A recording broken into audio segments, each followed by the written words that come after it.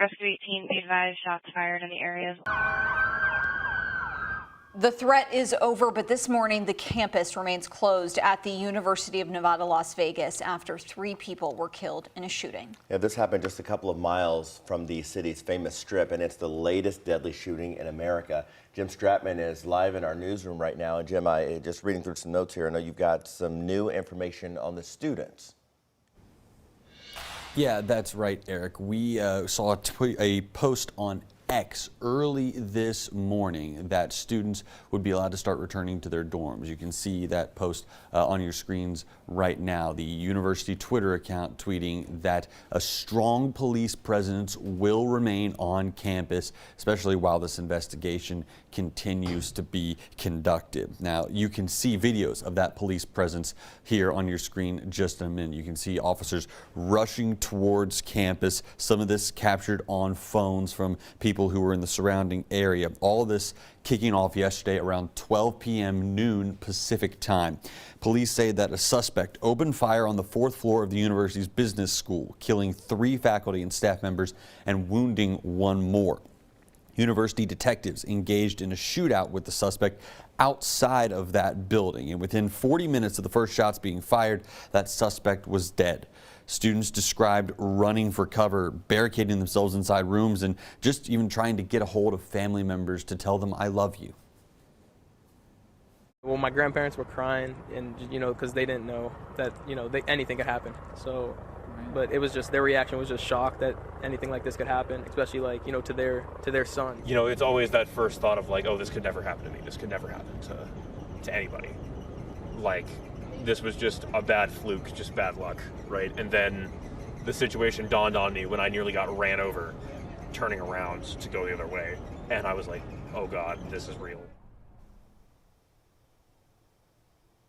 Release the names of the victims at this point. We're told that that 4th victim, however, is in stable condition at a hospital out in Las Vegas. Now, police do say that the shooting suspect is 67-year-old Anthony Polito. They say that he applied to be a professor at the university, but he did not get that job. As for why he would do something like this, well, that investigation, that part of the investigation is still ongoing. We hope to learn more about that here in the coming days. Eric, Grace? All right, Jim, thank you. Here at home for 3 days now, the FBI and Kentucky State Police has searched a property in Nelson County. It's in connection with one of 3 unsolved murders set in Bardstown.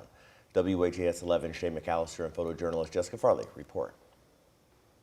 Another massive dig in Nelson County with ties to at least one of the high-profile unsolved cases that have gripped the Commonwealth. From the Sky 11 drone, you can see the hole where FBI and Kentucky State Police have focused their efforts.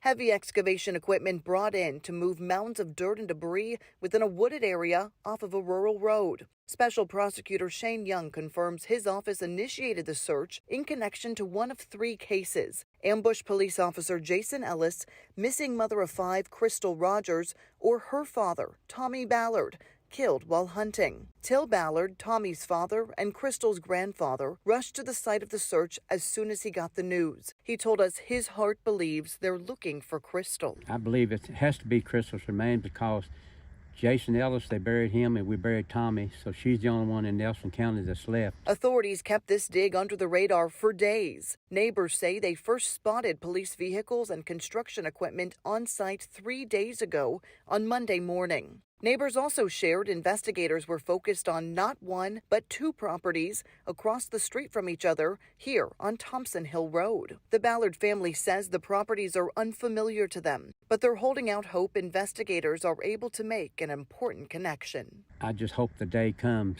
that we can get her remains and bury her, and everybody involved in this pay for it the rest of their lives. A sense of justice seemingly one step closer after another search in Nelson County. In Nelson County, I'm Shane McAllister, WHAS 11 on your side. Now, we have spoken to the Ballard family and also the Ellis family regarding these new developments. Both tell us they're holding out hope that whatever is uncovered this week moves their families' cases forward. Public safety and education are getting top billing for Louisville Mayor Craig Greenberg and state leaders heading into the 2024 legislative session. During a bipartisan panel discussion hosted by Greater Louisville Inc., Republican House Speaker David Osborne and Democratic Senate Minority Floor Leader Gerald Neal expressed unity on these key issues. And though they disagree about specific policies, the state leaders committed to addressing rising crime in the Commonwealth. Public safety is, and I think that is an area that we all definitely agree on the goals. It might be, candidly speaking, the area where we might have some of the biggest policy disagreements on how to achieve those goals, but we've acknowledged those and we move on. Crime is going up all across the Commonwealth of Kentucky, obviously with Louisville leading the way. Earlier this year, Greenberg outlined his own 2024 legislative priorities, including $250 million for improvements across the city. Other priorities addressed last night included affordable housing, local tax reform, and looking at how to improve the city-county merger. A first-of-its-kind cannabis education program is coming to Bellarmine University. The classes are non-credit classes, but you do get a certificate upon completion.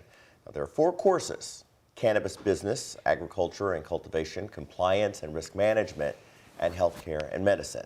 The university believes once medical marijuana is legal in 2025, the number of cannabis-related jobs will soar. The classes are open for registration right now and begin in January.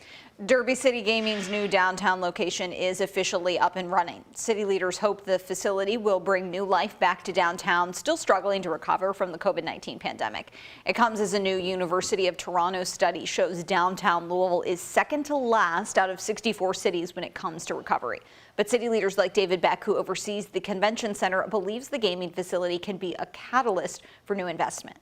Looking around the facility, we're coming back. You're seeing storefronts open. It's important to have the restaurants, to have the traffic. Everyone in this area will benefit from the success and growth of this activity. Derby City Gaming downtown is open every day. Sunday through Thursday, they're open from 9 a.m. to 2 in the morning, and Friday and Saturday, a little later, open until 4 a.m.